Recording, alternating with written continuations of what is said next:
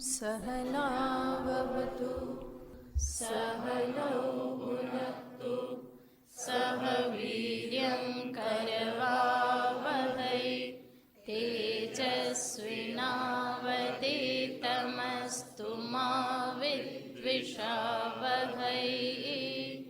ॐ शान्ति शान्ति शान्तिः।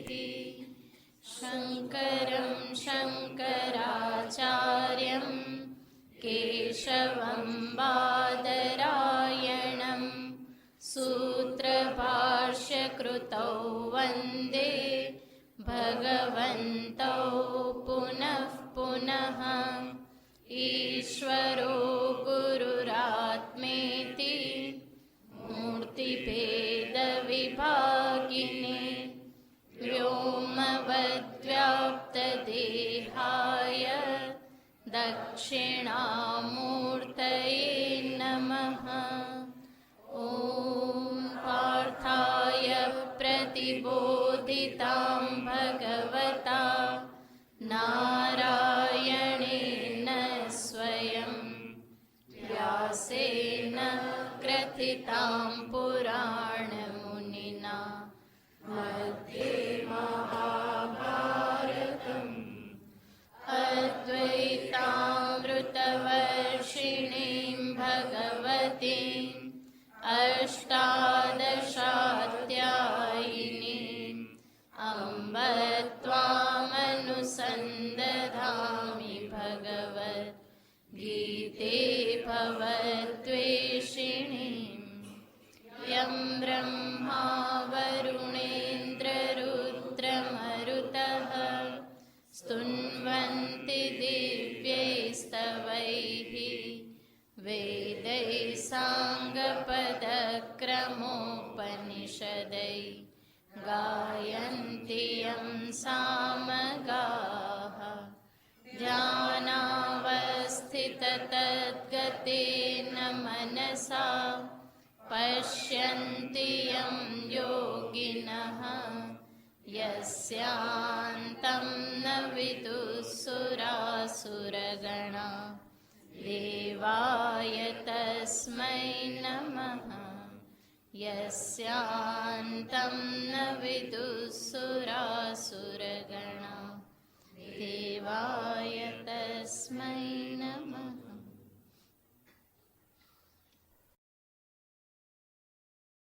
13મા અધ્યાયનો 17મો શ્લોક। श्रीभगवानुवाच ज्योतिषामपि तज्ज्योतिः तमसः परमुच्यते ज्ञानं ज्ञेयं ज्ञानगम्यं हृदि सर्वस्य विष्ठितम् इति क्षेत्रं तथा ज्ञानं ज्ञेयं चोक्तं समासतः। मद्भक्त एतद्विज्ञाय मद्भावायोपपद्यते।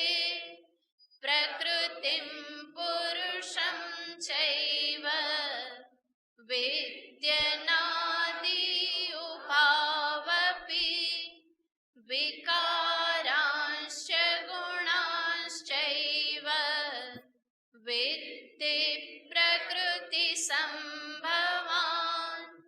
कार्यकरणकर्तृत्वे हेतुः प्रकृतिरुच्यते।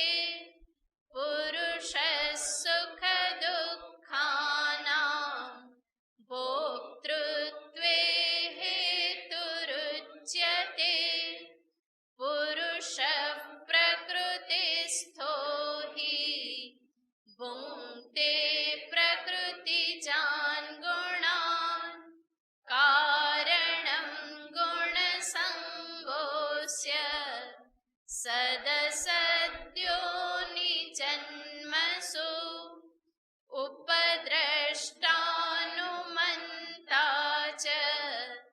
भर्ता भोक्ता महेश्वरः परमात्मेति चाप्युक्तो देहेऽस्मिन् पुरुषः परः य एवं वेत्ति पुरुषं प्रकृतिं च गुणैः सह सर्वथा वर्तमानोऽपि न स भूयोऽपि जायते ध्यानेनात्मनि पश्यन्ति केचिदात्मानमात्मना अन्ये साङ्ख्येन योगेन कर्मयोगेन चापरे।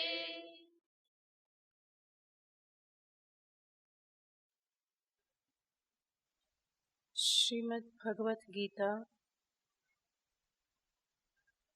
ભગવાન શ્રી કૃષ્ણચંદ્રના મુખ કમલમાંથી નીકળેલું એક મધુર સુંદર જ્ઞાનમય એવું કાવ્ય છે, જેના પ્રત્યેક શ્લોકમાં, પ્રત્યેક શબ્દમાં સમસ્ત મનુષ્ય જાતિને માટે આનંદ, જ્ઞાન અને દિવ્ય જીવન પ્રાપ્તિનો સંદેશ રહેલો છે. ગીતાના વક્તા સ્વયં આ આનંદ, જ્ઞાન અને દિવ્યતાના સાક્ષાત વિગ્રહ છે, મૂર્તિમાન સ્વરૂપ છે. અને એટલા માટે એમના દ્વારા આપવામાં આવેલો ઉપદેશ જો મનુષ્ય યોગ્ય રીતે ગ્રહણ કરી લે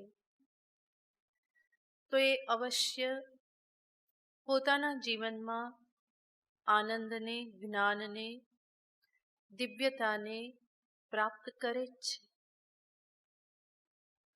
સાથે સાથે આપણે અનેક વખત જોયેલું છે કે ગીતા એ બે સખા વચ્ચેનો સંવાદ છે, અને એટલે પણ એમાં એક અનેરું માધુર્ય ભળેલું છે. ભગવાન શ્રી કૃષ્ણચંદ્રએ ગીતામાં કોઈ પણ ઉપદેશને બાકી નથી રાખ્યો. મનુષ્ય જીવનના જેટલા પણ પાસાઓ છે, સર્વ પાસાઓને ભગવાને આવરી લીધેલા છે. પછી એનું વ્યાવહારિક જીવન હોય, એનું મનોગત જગત હોય, એની બુદ્ધિની દુનિયા હોય, એના સંબંધોનું જગત હોય, આમાંનું કંઈ ભગવાને બાકી રાખ્યું નથી. અને સાધના પક્ષમાં તો બધા જ સોપાનો ભગવાને આવરી લીધેલા છે. અને એટલા માટે જ ભગવદ્ ગીતા મનુષ્યના જીવનમાં સંપૂર્ણપણે સુસંગત છે. મનુષ્ય જીવનની સાથે ગીતાની ક્યાંય પણ વિસંગતતા જોવામાં આવતી નથી. ભગવાન એવું કંઈ પણ કહેતા નથી જેનું પાલન મનુષ્ય પોતાના જીવનમાં ન કરી શકે, બલ્કિ એવી જ વાત કરેલી છે કે જે સર્વ કંઈ મનુષ્ય માટે સંભવ હોય. અને આને સ્વયં ભગવાન શ્રી કૃષ્ણએ એના જીવનમાં જીવીને બતાવેલું છે. કોઈ કલ્પના કરવાની આવશ્યકતા જ રહેતી નથી. એવા શ્રીમદ ભગવદ્ ગીતામાં 12મો અધ્યાય જે ભક્તિ યોગ છે, ભક્તિયોગમાં ભગવાને જે પણ નિરૂપણ કર્યું એનું જે જીવનમાં આચરણ કરે એ 13મા અધ્યાયમાં પ્રતિપાદિત જ્ઞાન યોગનો અધિકારી બની જાય છે. 13મો અધ્યાય સંપૂર્ણ અધ્યાય જ્ઞાન સાધન અને જ્ઞાનને દર્શાવનારો છે. જ્ઞાન ફળને પણ દર્શાવે છે, પણ મુખ્યતયા સાધકને માટે જરૂરી છે જ્ઞાન સાધન અને જ્ઞાન. 13મા અધ્યાયના પ્રારંભમાં ભગવાને જ્ઞાનની વાત કરી, પરંતુ સંક્ષેપમાં વાત કરીને તરત જ ભગવાન 7મા શ્લોકથી 11મા શ્લોક સુધી એવા સદ્ગુણોની વાત કરે છે કે જે જ્ઞાનના અધિકારી માટે આવશ્યક હોય. ભગવાન કૃષ્ણ બહુ સ્પષ્ટ બોલનારા છે અને એટલા માટે એ પણ દર્શાવી દેશે કે જો આ જ્ઞાન પ્રાપ્ત કરવું હોય તો જીવનમાંથી કયા દોષને તારે દૂર કરવા પડશે. ભગવાન એમનેમ કહેનારા નથી કે ના ના થઈ જશે બધું, હું બેઠો છું, એવું ભગવાન કહેતા નથી.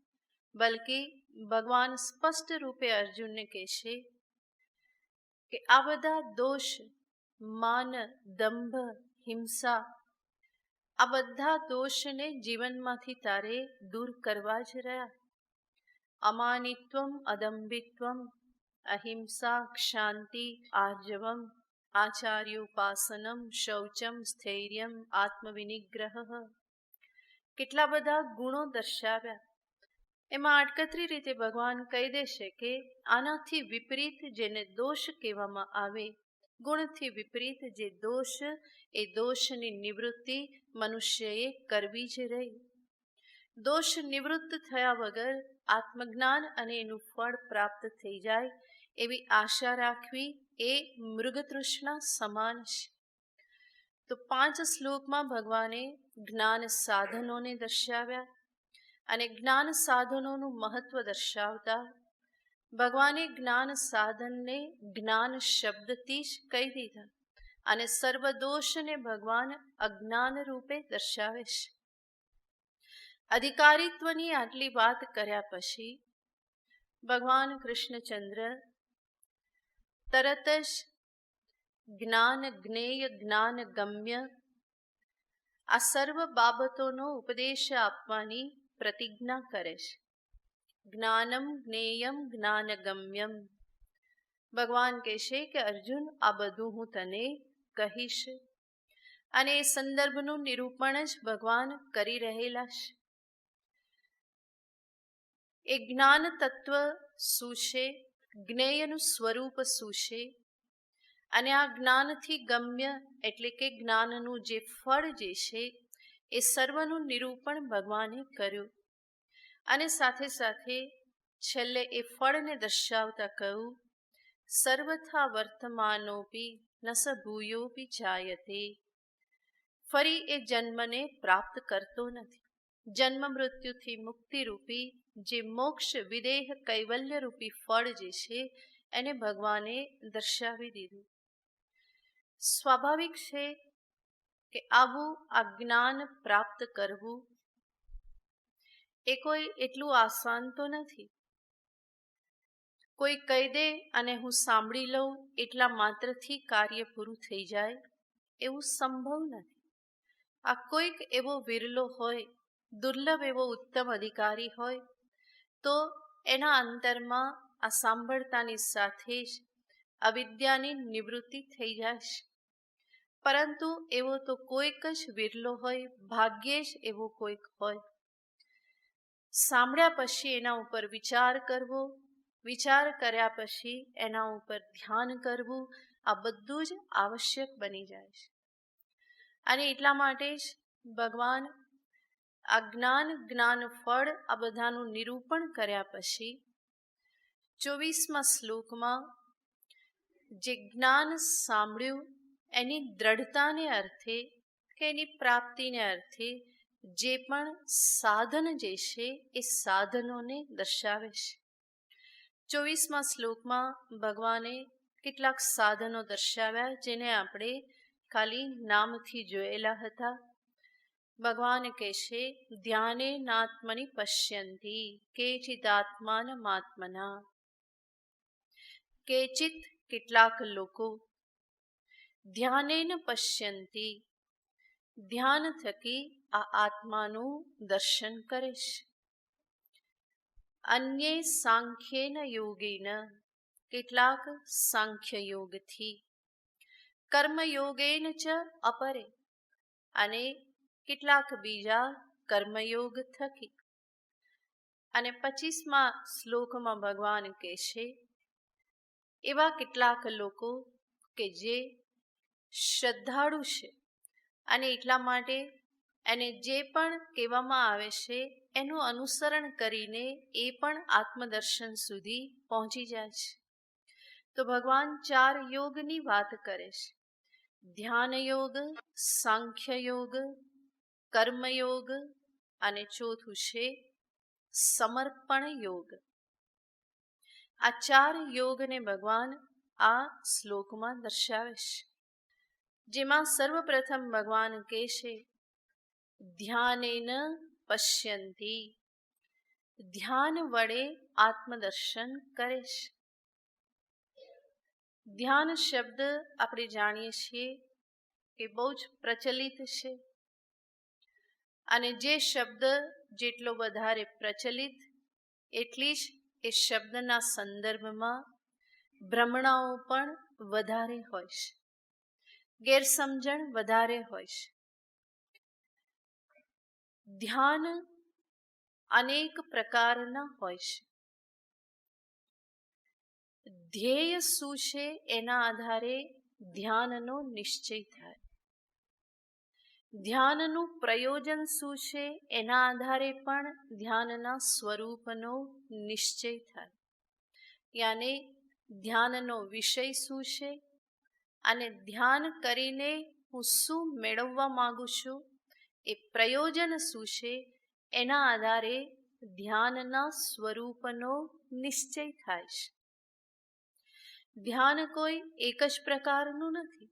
અનેક પ્રકારના ધ્યાન ધ્યેય સ્વરૂપના આધારે, પ્રયોજનના આધારે શાસ્ત્રમાં દર્શાવવામાં આવે છે. એટલા માટે અનેક વખત કોઈ આવીને પૂછે, ગુરુમાં ધ્યાન કેવી રીતે કરવું? આ પ્રશ્ન સૌથી અઘરો થઈ જાય, કારણ કે એને કયું ધ્યાન બતાવવું? અનેક પ્રકારના ધ્યાન છે, એમાં એની અવસ્થા કઈ છે, મનોસ્થિતિ કેવા પ્રકારની છે, આ બધું જાણ્યા વગર યોગ્ય ધ્યાન સ્વરૂપ બતાવી શકાય નહીં.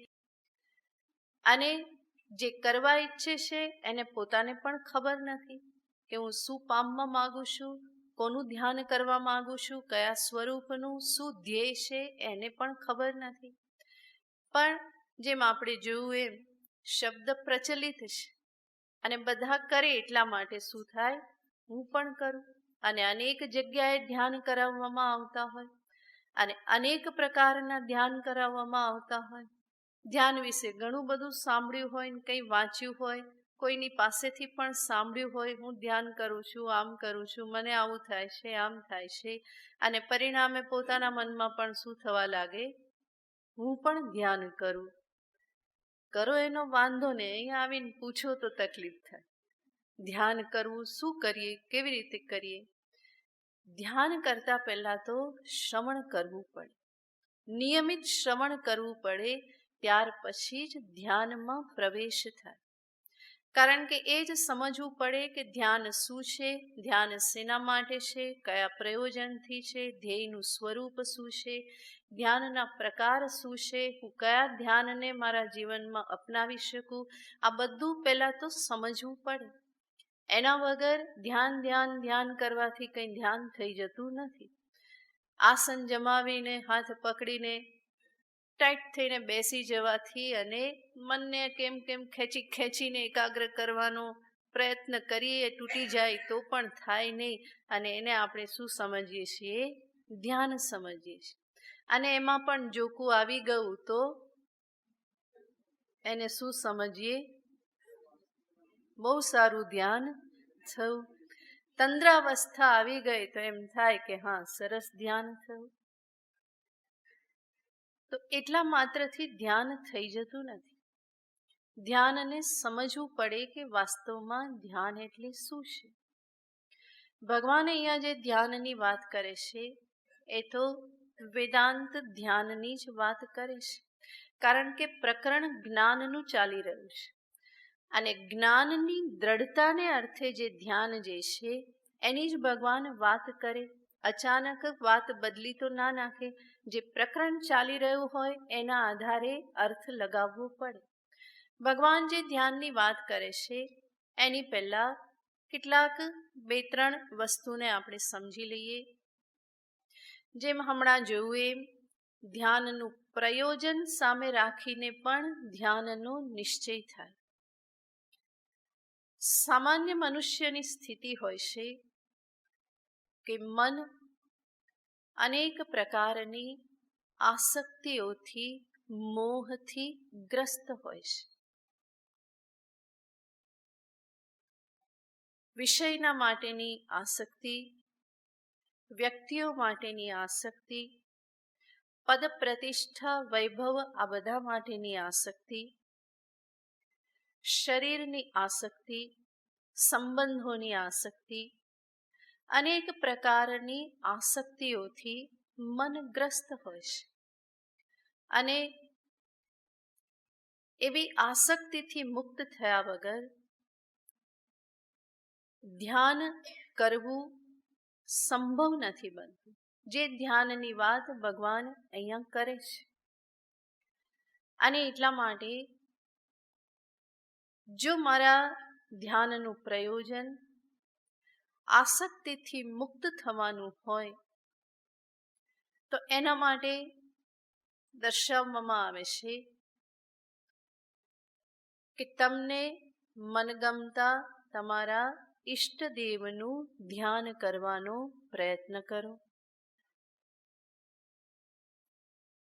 જે પણ ભગવાનનું સ્વરૂપ તમને પસંદ છે, જેને જોતા મનમાં શાંતિ, પ્રેમ, ભાવ આ બધું ઉભરાઈ આવે, એ સ્વરૂપને હું કહી શકું કે એ મારા ઈષ્ટ છે. અને એવા ઈષ્ટદેવનું ધ્યાન કરવાથી ધીમે ધીમે ઈષ્ટ પ્રત્યે પ્રેમ જે છે એમાં અભિવૃદ્ધિ થાય છે. ભગવાનનું ધ્યાન કરવાથી ભગવાનના રૂપ પ્રત્યે, ભગવાનના ગુણો પ્રત્યે, ભગવાનની ચેષ્ટાઓ પ્રત્યે, ભગવાનના સ્વભાવ પ્રત્યે ધીમે ધીમે અંતરમાં પ્રેમ પ્રગટ થવા લાગે. અને ઈશ્વરમાં આ પ્રગટ થતો પ્રેમ ધીમે ધીમે મને બીજી બધી આસક્તિઓથી મુક્ત કરતો જાય છે. આસક્તિને એકદમ કાપી શકાતી નથી, બલ્કિ સર્વપ્રથમ આસક્તિઓનું શિફ્ટિંગ કરવું પડે. બીજે બધેથી હટાવી અને એને હું ઈશ્વરમાં સ્થાપિત કરું. મારા પ્રેમને, મારી આસક્તિઓને, જે પણ મારી એવી ભાવના, લાગણીઓ જે છે એને હું પ્રભુની સાથે જોડતો થાવ. ઈશ્વરના અનુગ્રહને જીવનમાં અનુભવતો થાવ. એની કૃપાને હું જીવનમાં જોતા શીખું. ઈશ્વરના પ્રેમનો પણ હું અનુભવ કરતા શીખું. આ બધું જ્યારે સંભવ બને તો જગત પ્રત્યે જે આસક્તિ છે એમાંથી મન ધીમે ધીમે મુક્ત થાય છે. તો એક તરફની આસક્તિને છોડવાને માટે ઈશ્વરમાં આસક્તિ કરવાને અર્થે પણ ભગવાનના સ્વરૂપનું ધ્યાન દર્શાવવામાં આવે છે. જે ધ્યાનનું પ્રયોજન થયું આસક્તિ, મોહમાંથી મુક્તિ. જગત પ્રત્યે વૈરાગ્ય પ્રાપ્ત થાય અને ઈશ્વર પ્રત્યે પ્રેમમાં અભિવૃદ્ધિ થાય. બીજું ધ્યાન મન અસ્થિર રહેતું હોય, વિક્ષિપ્ત રહેતું હોય, ચંચળ રહેતું હોય, કદાચ એટલી આસક્તિઓ ના પણ હોય, પણ મન સ્થિર ન રહેતું હોય, તો એ મનને સ્થિર કરવાને અર્થે પણ ધ્યાન દર્શાવવામાં આવે છે, કે જે ધ્યાન એકાગ્રતા પ્રાપ્તિ અર્થેનું ધ્યાન છે, કે જે જપરૂપ હોઈ શકે. હું ભગવાનના નામનો કે મંત્રનો જપ કરું, જેમાં એક જ નામ એક જ મંત્રનું ફરી ફરીને આવર્તન પુનરાવૃત્તિ કરવામાં આવે અને મનને બીજે બધેથી હટાવી અને એ મંત્રાર્થમાં ફરી ફરીને લગાવવાનો પ્રયત્ન કરવામાં આવે છે. આ જપરૂપ ધ્યાન એ એકાગ્રતા માટે છે. ભગવાનના એક એક અંગનું સ્થિરતાપૂર્વકનું ધ્યાન, પ્રયત્નપૂર્વકનું, એ પણ એકાગ્રતાને અર્થે હોઈ શકે. ત્રાટક, ધારણા, આ બધા યોગના જે ધ્યાનના અંગભૂત જે છે, એ બધા પણ એક પ્રકારનું ધ્યાન છે, સમાધિના અંગભૂત છે. એ ત્રાટક, ધારણા આદિ પણ ધ્યાન છે, કે જેનાથી મન સ્થિરતાને, એકાગ્રતાને પ્રાપ્ત કરે. આવી રીતે પ્રયોજનને સામે રાખીને જુદા જુદા પ્રકારના ધ્યાન દર્શાવવામાં આવે.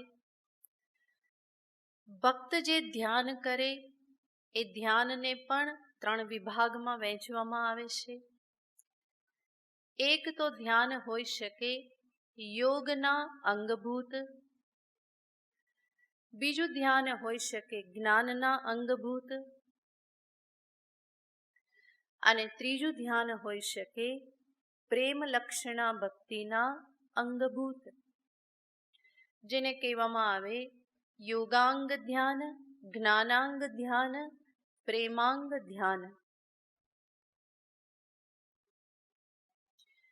યોગાંગ ધ્યાનનો અર્થ છે એવી રીતે ધ્યાન જે છે એ કરવામાં આવે કે જેના પરિણામે અંતે ધ્યાતા સમાધિસ્થ થઈ જાય.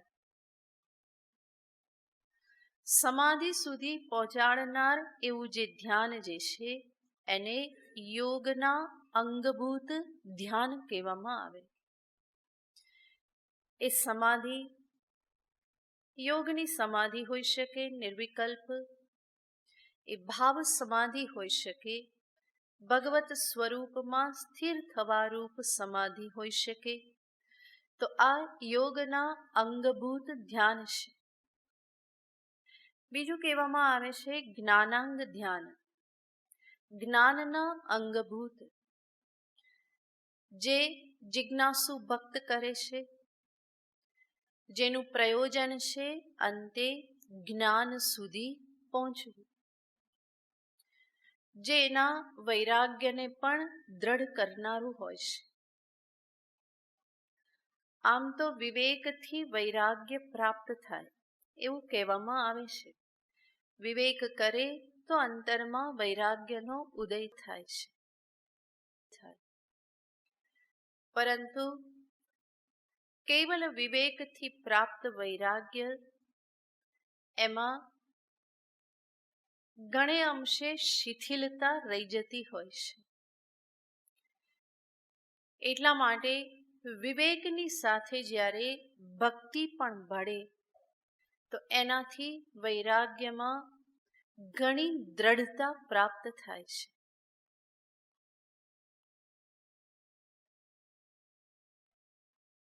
અને એવો જિજ્ઞાસુ ભક્ત કે જે લક્ષ્ય તો જ્ઞાન રાખે છે, પરંતુ સાથે સાથે ભગવત ભક્તિનું સ્થાન પણ જીવનમાં સમજે છે, એ પણ ઈશ્વરનું ધ્યાન કરે, તો એ શેના અર્થે હોય છે? તો કે જ્ઞાનના અંગભૂત છે. જ્ઞાનાંગ ધ્યાન છે. ત્રીજું કહેવામાં આવે છે પ્રેમાંગ ધ્યાન. જે ધ્યાન કરવાથી અંતે ભક્ત પ્રેમ લક્ષણા ભક્તિને પ્રાપ્ત કરે છે.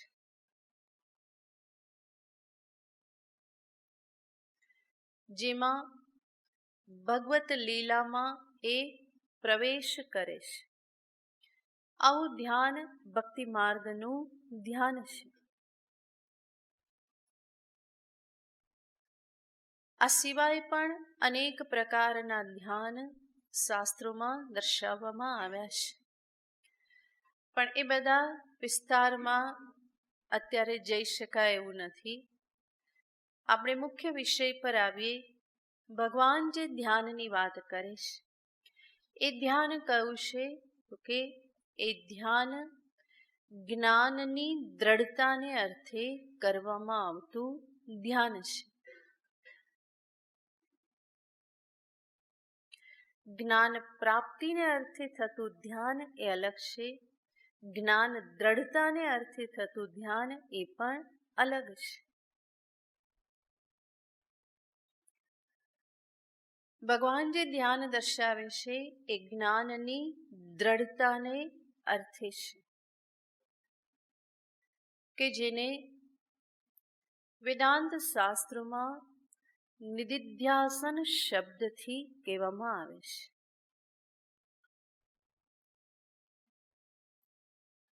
કે જે નિદિધ્યાસનમાં પ્રવેશ પૂર્વે પર્યાપ્ત માત્રામાં શ્રવણ અને મનન થયેલા હોવા અનિવાર્ય છે. કારણ કે જે ધ્યાન કરવાનું છે એ શ્રુત અને મત અર્થનું જ ધ્યાન છે.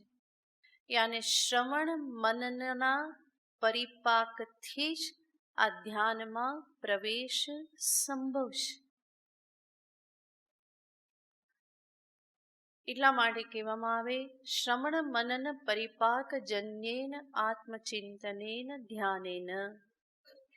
શ્રવણ મનનની પરિપક્વતા યાને એવું શ્રવણ કર્યું હોય, એવું મનન કર્યું હોય કે જેના પરિણામે જે પણ શાસ્ત્ર કહે છે એમાં મને હવે કોઈ અસંભાવના જણાતી નથી, કોઈ સંશય એમાં હવે મને રહ્યો નથી. શાસ્ત્ર કહેશે હું અકર્તા છું, અભોક્તા છું, હું સર્વવ્યાપક શુદ્ધ સચ્ચિદાનંદ ઘન નિત્ય શુદ્ધ બુદ્ધ મુક્ત બ્રહ્મ સ્વરૂપ છું. આ જગત મારામાં કલ્પિત છે, મિથ્યા છે. આ જે પણ શાસ્ત્ર કહેશે એમાં મને જરા પણ સંશય નથી. આવું હોઈ શકે કે નહીં, અથવા આવું કેવી રીતે હોઈ શકે, આવા કોઈ પ્રશ્નો હવે રહ્યા નથી. બલકી મનમાં સ્પષ્ટ નિશ્ચય થઈ ગયો છે કે ના, શાસ્ત્ર જે કહેશે એ જ સત્ય છે. બુદ્ધિએ એ બરાબર સ્વીકાર કરી લીધેલું છે. મનનના પરિપાકે બુદ્ધિ સંપૂર્ણ કન્વિન્સ થયેલી છે કે હા, આ પ્રમાણે જ સત્ય છે. એ જે સત્યને બુદ્ધિ જે સમજેલી છે, એ સમજેલા સત્યને જ ફરી ફરી જોવાનો પ્રયત્ન જે છે એને નિદિધ્યાસન કહેવામાં આવે છે. સમજેલા સત્યને જ ફરી ફરી જોવાનો પ્રયત્ન. કારણ કે સત્ય સમજાયું છે, પરંતુ હજુ જીવનમાં એની એટલી દ્રઢતા નથી કે એ સત્યને હું જીવી શકું. સમજાયેલા સત્યને જ્યારે હું જીવી શકું તો એને કહેવાય કે સત્ય જ્ઞાનમાં મારી દ્રઢતા છે. અને સમજેલા સત્યને જો હું જીવી ન શકું, ફરી ફરી એનું વિસ્મરણ થઈ જાય, તો સમજવાનું કે એમાં હજુ કઈ શિથિલતા છે. તો એ દ્રઢતા પ્રાપ્તિને અર્થે ભગવાન અહીંયા ધ્યાન દર્શાવે છે.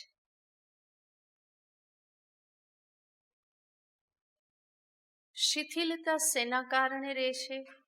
કે સંશયના કારણે શિથિલતા હોઈ શકે. તો એ શિથિલતા મનનના કારણે દૂર થાય. અને શિથિલતા માટે બીજું કારણ છે મારા જ પૂર્વના વિપરીત સંસ્કારો, જેને શાસ્ત્રમાં વિપરીત ભાવના કહેવામાં આવે છે.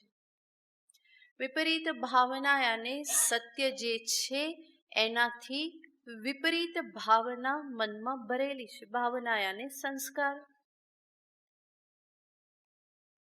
જેવી રીતે શાસ્ત્ર કહેશે તું અકર્તા છે, પરંતુ મારા અંતરમાં કયા સંસ્કારો દ્રઢ છે? હું કરતા છું.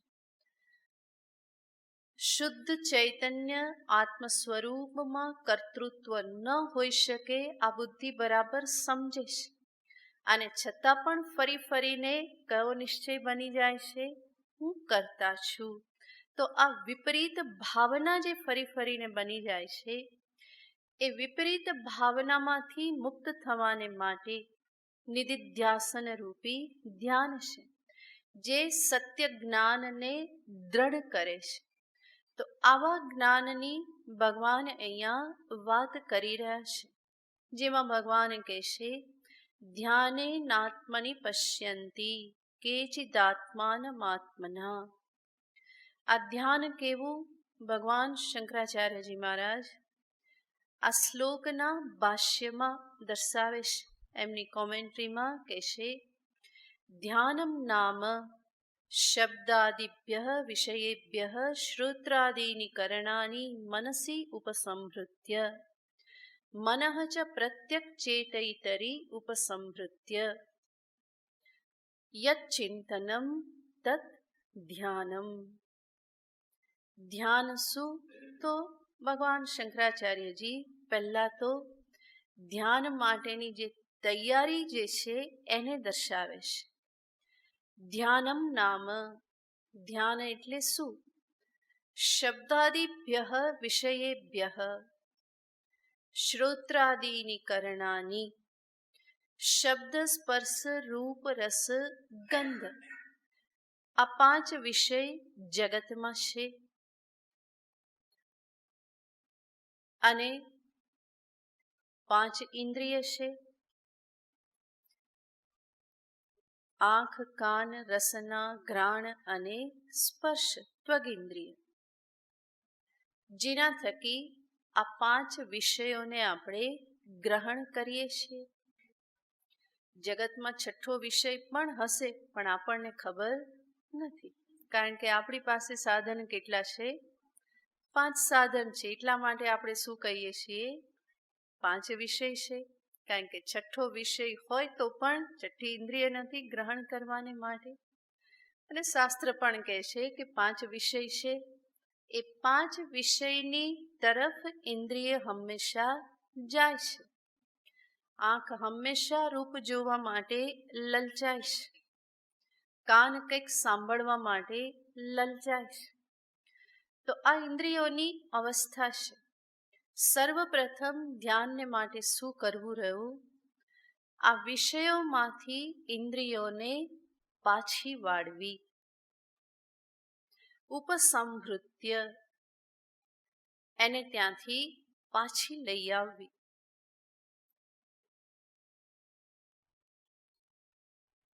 યાને ઇન્દ્રિય સંયમ ધારણ કરવો. એટલા માટે ઘણા કહેતા હોય છે અમે હાલતા ચાલતા ધ્યાન કરીએ તો ના ચાલે. ના ચાલે ભઈલા, કરવું હોય તે કરો, પણ એને ધ્યાન કહેવાય નહીં. શરૂઆત તો કેવી રીતે કરવી પડે? આ રીતે જ કરવી પડે. ભગવાન વેદવ્યાસજી પણ બ્રહ્મસૂત્રમાં કહે છે આસીન સંભવાત. ધ્યાન કેવી રીતે કરવાનું? બેઠા બેઠા. આસીન, જે બેઠેલો છે એના માટે સંભવ છે. ધ્યાન બેઠા બેઠા સંભવ છે. યાને સૂતા સૂતા. કોઈ કે અમારે તો એમાં જ બહુ સરસ થાય છે. સૌથી વધારે સુખાસન કહું તો કે શવાસન. તો સૂતા સૂતા ધ્યાન ના થાય. એવી જ રીતે ઊભા ઊભા પણ ના થાય, ચાલતા ચાલતા પણ ના થાય, બેઠા બેઠા થાય. તો ઇન્દ્રિયોનો ઉપસંહાર કરવાનો છે. ચાલતા ચાલતા ઇન્દ્રિય ઉપસંહૃત થાય નહીં, કાંઈ ભટકાઈ જવાય, આંખો બંધ કરાય નહીં. તો ધ્યાન માટે સર્વપ્રથમ ઇન્દ્રિય સંયમ કરવો એ અનિવાર્ય છે. કારણ કે ઇન્દ્રિય થકી મન બહાર જાય છે અને બહારના વિષયોનું ચિંતન કરવામાં લાગી જાય છે. આ 5 દરવાજા છે જેના થકી મન બહાર ભાગે છે. તો એ બધા દ્વારનો ઉપસંહાર કરવો. ઇન્દ્રિયો કોઈ સ્થૂળ વસ્તુ તો છે નહીં કે એને પકડી પકડીને પાછી લાવો. ઉપસંહારે એને નિવૃત્ત કરવી, પાછી લાવવી. પણ પકડી પકડીને તો લાવી ના શકાય. એટલા માટે જ પૂર્વ વિચાર, વિવેક, વૈરાગ્ય જે છે એ બધું આવશ્યક છે. વૈરાગ્ય હશે તો ઇન્દ્રિયો સંયમિત રહેશે. ભગવાને પણ આગળ મૂલ્યોમાં દર્શાવી દીધું, ઇન્દ્રિયાર્થેષુ વૈરાગ્યમ. અને વૈરાગ્ય કેવી રીતે આવે? જન્મ મૃત્યુ જરા વ્યાધિ દુઃખ દોષાનું દર્શનમ. આ બધું જ ભગવાન કહી ચૂક્યા છે. અને એને જ ભગવાન શંકરાચાર્યજી મહારાજ કહે છે, વિષયેભ્યઃ શબ્દાદિભ્યઃ વિષયેભ્યઃ કરણાની ઉપસંહૃત્ય. બધી ઇન્દ્રિયોને પાછી વાળી, નિવૃત્ત કરી અને ઇન્દ્રિયોને શાંત કરીને વિષય શબ્દ સ્પર્શ તરફ જાય છે એને સમજાવો કે અત્યારે એ કામ કરવાનો સમય નથી. અત્યારે શેનો સમય છે? આત્મચિંતન કરવાનો સમય છે. એક એક ઇન્દ્રિયને સંબોધન કરીને સમજાવો. જો ભાગતી હોય તો એને સમજાવો કે ત્યાં શું દોષ રહેલા છે, અત્યારે ભાગવાથી કેટલું નુકસાન થાય છે, કેટલો ગેરલાભ થાય છે, આજે સમય પ્રાપ્ત થયેલો છે એ સમય નીકળી જવાનો છે. આ બધું સમજાવી અને ઇન્દ્રિયોને શાંત કરવી. અને આગળ કહેશે કે ઇન્દ્રિયોનો ઉપસંહાર ક્યાં કરવાનો? તો કે મનમાં. ઇન્દ્રિયોનો ઉપસંહાર મનમાં કરવો એનો અર્થ ઇન્દ્રિયોનું એવી રીતનું મને વિસ્મરણ થઈ જાય કે કોઈ શબ્દ સ્પર્શ રૂપ રસ ગંધનું જાણે કે અસ્તિત્વ છે એવું ભાન જ ન થાય. કેવલ મનોમય સ્વરૂપમાં હું રહું. અને આગળ કહેશે મનઃ જ પ્રત્યક ચેતૈતરી. પ્રત્યક ચેતૈતરી અને પ્રત્યેગાત્મા, આત્મ સ્વરૂપમાં. અને મનને પણ શેમાં એકાગ્ર કરવાનું? તો કે આત્મ સ્વરૂપમાં એકાગ્ર કરી અને યત ચિંતનમ, જે ચિંતન થાય, તત ધ્યાનમ, એને ધ્યાન કહેવામાં આવે. ઘણો વિસ્તૃત અર્થ છે ધ્યાનનો, પણ ભાષ્યકાર અહીંયા સંક્ષેપમાં દર્શાવે છે. ઇન્દ્રિય અને મનનો સંયમ કરી અને જે આત્મચિંતન કરવામાં આવે, ફરી ફરી જે સત્યને જોવામાં આવે, એને કહેવામાં આવે છે ધ્યાન. અને આ ધ્યાન કરતી વખતે સ્થિરતા કેવી હોય? છાંદોગ્ય ઉપનિષદમાં એના માટે ઉપમા આપવામાં આવેલી છે. કે છે ધ્યાયતિ ઇવ બકઃ, ધ્યાયતીવ પૃથિવી, ધ્યાયંતીવ પર્વતાઃ. આ ધ્યાન કાલે કેવી સ્થિરતા હોય? તો એના માટે આ દ્રષ્ટાંતો આપ્યા કે જેવી રીતે બગલો ધ્યાન કરે છે. બગલાને ક્યારેક ધ્યાનથી જોશો તો એનું ધ્યાન તમને દેખાશે કે કેટલો સ્થિર હોય છે. એકદમ સ્થિરતાથી એ ઊભેલો હોય છે. તો જાણે કે ધ્યાન કરે છે, વાસ્તવમાં ધ્યાન કરતો નથી. એટલા માટે ઉપનિષદ પણ કહે છે ધ્યાયતી ઇવ, જાણે કે. જાણે કે બગલો ધ્યાન કરે છે, પણ એનું ધ્યાન ક્યાં સુધીનું છે? જ્યાં સુધી માછલી દેખાય નહીં ત્યાં સુધી. જેવી દેખાણી કે બધું વિચલિત થઈ જાય છે, પણ ત્યાં સુધી પણ એ કેટલો સ્થિરતાથી ઊભો રહેશે. બીજી ઉપમા આપે છે, ધ્યાયતીવ પૃથ્વી. બગલાનું ઉદાહરણ જે છે એ શારીરિક સ્થિરતાને દર્શાવે છે. ધ્યાયતીવ પૃથ્વી, પૃથ્વી પણ કેવી છે? સ્થિર છે. એની પૂજા કરો, એમાં ખાડો ખોદો, એના ઉપર પથરા ફેંકો, એના ઉપર ફૂલ મૂકો, પૃથ્વી કેવી રહેશે? સ્થિર રહેશે. આ પૃથ્વી માનસિક સ્થિરતાનું દ્રષ્ટાંત છે. જે સાધક જે છે એને પણ ધ્યાનમાં સ્થિરતા પ્રાપ્ત કરવાને અર્થે માન અપમાન રાગ દ્વેષ આ બધાથી ઉપર ઉઠવું જ રહ્યું. નહીં તો ધ્યાન કાલે એ જ વિચાર આવતા રહેશે, આણે મને આમ કીધું અને આમ કીધું અને આમ નહીં કીધું, આવી રીતે જોયું, આવી રીતે બોલ્યા. એ બધાથી બહાર નીકળવું પડે. ધ્યાયતીવ પૃથ્વી, પૃથ્વી ક્ષમાનું સ્વરૂપ છે. સાધકે પણ ક્ષમાશીલ થવું જ રહ્યું. એટલે જ ભગવાને જીવનના મૂલ્યોમાં ક્ષાંતિ એ મૂલ્ય દર્શાવેલું છે. અમાનિત્વમ અદંભિત્વમ અહિંસા ક્ષાંતિ. અને ત્રીજું દ્રષ્ટાંત આપે છે, ધ્યાયંતીવ પર્વતાહ. પર્વત જે છે એને જોઈએ તો આપણને શું લાગે? એ ધ્યાન કરે છે. હિમાલયમાં જાઓ તો જાણે એવું લાગે કે કેટલા બધા ઋષિમુનિઓ ધ્યાનસ્થ થઈને બેઠેલા છે. પર્વતોની હારમાળા દેખાય છે. અને પર્વત સ્થિરતાનું પ્રતીક છે જ. તો એ જે પર્વતનું દ્રષ્ટાંત જે છે એ બુદ્ધિની સ્થિરતાને સૂચિત કરે છે. જે ધ્યેયમાં બુદ્ધિ સ્થિર થઈ. તો ધ્યાન કાલની આવી સ્થિરતાનું નિરૂપણ ઉપનિષદોમાં કરવામાં આવ્યું છે. સ્વયં ભગવાન શ્રી કૃષ્ણ પણ 6ઠ્ઠા અધ્યાયમાં કહી ગયા છે કે ધ્યાન કાલે મનની સ્થિતિ કેવી હોય? નિવાત દીપવત.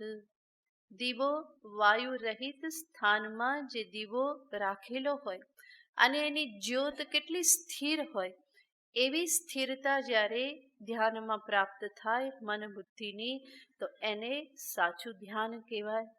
તો ભગવાન અહીંયા એવા ધ્યાનની વાત કરે છે જે નિધિધ્યાસન રૂપી ધ્યાન છે.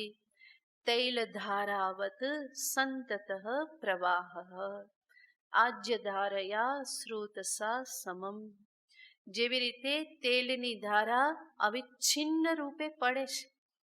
પાણીની ધારા હોય તો એ કેવી થઈ જાય? તૂટક તૂટક થાય, વચ્ચે તૂટી જાય. પરંતુ તેલની ધાર કેવી હોય છે? તો કે અવિચ્છિન્ન હોય છે. એવી જ રીતે વૃત્તિઓનો અવિચ્છિન્ન ધ્યેય તરફનો પ્રવાહ જે છે તૈલ ધારાવત, એને ધ્યાન કહેવામાં આવે. ભગવાન ભાષ્યકાર જ આ શબ્દ ત્યાં વાપરે છે. તો એવા ધ્યાનની ભગવાન અહીંયા વાત કરે છે, જેને વેદાંતનું ધ્યાન કહેવામાં આવે છે, નિધિધ્યાસન કહેવામાં આવે છે. ફરી કહું કે એના માટે શ્રવણ મનન પર્યાપ્ત થવા અનિવાર્ય છે. ઘણા સાધકો ઉતાવળા થઈ જતા હોય, તત્વબોધ પણ પૂરું ના થયું હોય ત્યાં એને શું થવા લાગે? નિધિધ્યાસનના ચટકા ચડવા લાગે કે હવે તો હું શું કરું? નિધિધ્યાસન. શેમાં સાંભળ્યું? સાધન પંચકમમાં. શું સાંભળ્યું? દેહેહમ અતિરુજ્યતામ. અને તરત જ શું થાય? હવે હું શું કરું? હવે તો બસ નિધિધ્યાસન જ કરું છે. પણ એ કોઈ રીતે નહીં થાય. પહેલા શ્રવણ પાકું થવું જોઈએ, મનન પાકું થવું જોઈએ. અને જેના શ્રવણ અને મનન પરિપક્વ થયા એને નિધિધ્યાસનમાં પ્રવેશ કરવા માટે કોઈ પ્રયત્ન કરવો પડતો નથી. શ્રવણ મનનની પરિપક્વતા સહજ રૂપે નિધિધ્યાસનમાં પ્રવેશ કરાવી દેશે. અને એટલા માટે જોર શેના પર આપવાનું છે? શ્રવણ મનનને પક્કા કરવામાં જોર આપવાનું છે. એ સ્પષ્ટ થયું તો નિધિધ્યાસન તો સહજ રીતે જીવનમાં એ આવી જ જશે, જીવનનો ભાગ બની જશે. તો ભગવાન આવા નિધિધ્યાસન રૂપી ધ્યાનની અહીંયા વાત કરે છે. વેદાંતમાં ઘણા બધા ધ્યાન છે. અહમ સ્વરૂપનો નિર્ણય કરવાને અર્થે અવસ્થાત્રય વિવેક, પંચકોશ વિવેક, શરીરત્રય વિવેક, દૃગ્દૃશ્ય વિવેક, આત્મનાત્મ વિવેક, આ બધી પ્રક્રિયાઓ ધ્યાનની પ્રક્રિયાઓ છે. હમણાં કહ્યું એ પ્રમાણે આ બધા ધ્યાન કરવાને માટે પહેલાં તો શું સમજવું પડે? અવસ્થાત્રયને સમજવી પડે. કેવી રીતે આત્મ સ્વરૂપ એનાથી વિલક્ષણ છે, શરીરત્રય શું છે, હું કેવી રીતે વિલક્ષણ છું, આ બધું સમજવું પડે. એ સમજ્યા વગર ધ્યાન ન થાય. અને સમજવાને માટે શ્રવણ અને મનન કરવા પડે. એટલા માટે શ્રવણ મનન પૂર્વક નિધિધ્યાસન જે છે એને ભગવાન અહીંયા દર્શાવે છે. હા, જરૂર અજ્ઞાન નિવૃત્તિ શ્રવણથી જ થાય છે, પરંતુ શ્રવણ કાલે સત્ય સમજાવવા છતાં પણ કેટલાક પ્રતિબંધોને કારણે, જેમ વિપરીત ભાવના આપણે જોયું, એવા પ્રતિબંધોને કારણે સત્ય જે છે એ જીવનમાં આત્મસાત થતું નથી. તો નિધિધ્યાસન જે છે એ કોઈ નવું જ્ઞાન આપવાનું નથી. વેદાંતના ધ્યાનથી કોઈ નવું જ્ઞાન ઉત્પન્ન નહીં થાય, પરંતુ જે જ્ઞાન વિશે તમે શ્રવણ કરેલું છે એ જ જ્ઞાન જીવનમાં આત્મસાત થશે. કોઈ નવું જ્ઞાન ઉત્પન્ન કરવાને માટે નિધિધ્યાસન નથી, પરંતુ શ્રવણ કરેલા જ્ઞાનને જીવનમાં વણી લેવાને અર્થે નિધિધ્યાસન રૂપી ધ્યાન છે. એની જ ભગવાન અહીંયા વાત કરી રહેલા છે. જે નિધિધ્યાસન થકી પ્રતિબંધોની નિવૃત્તિ થાય છે. નવું જ્ઞાન ઉત્પન્ન થતું નથી, પરંતુ પ્રતિબંધ યાને વિપરીત ભાવના જે છે એની નિવૃત્તિ થાય છે. તો આવા ધ્યાન યોગને ભગવાન અહીંયા દર્શાવે છે. ધ્યાનેન આત્મની આત્મના આત્માનમ કેચિત પશ્યંતી. કેટલાક લોકો આવી રીતે આ જ્ઞાનને ધ્યાન થકી દ્રઢ કરી અને આત્મદર્શન, આત્મ સાક્ષાત્કાર કરે છે. દ્રઢ રૂપે અપરોક્ષ આત્મ સાક્ષાત્કાર કરે છે. ત્યાર પછી ભગવાન બીજા ધ્યાનની વાત કરે છે. સાંખ્ય યોગીન. કેટલાક લોકો કયા સાધનને અપનાવે છે? કે સાંખ્ય યોગને, જેના વિશે પછી વાત કરીશું. આજ પહેલો જ દિવસ છે ને, પાછો આટલો હાઈ ડોઝ આવી જાય તો તકલીફ પડે ને. હજુ સેટ થતા વાર લાગે, પણ કરું શું? શ્લોક એ જ હતો, ત્યાંથી જ શરૂ થતું હતું ધ્યાન એને, એટલે બીજો કોઈ ઉપાય નહીં.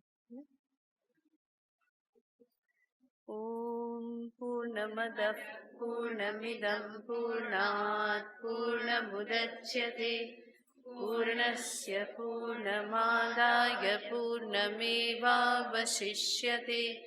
ઓમ શાંતિ શાંતિ શાંતિ.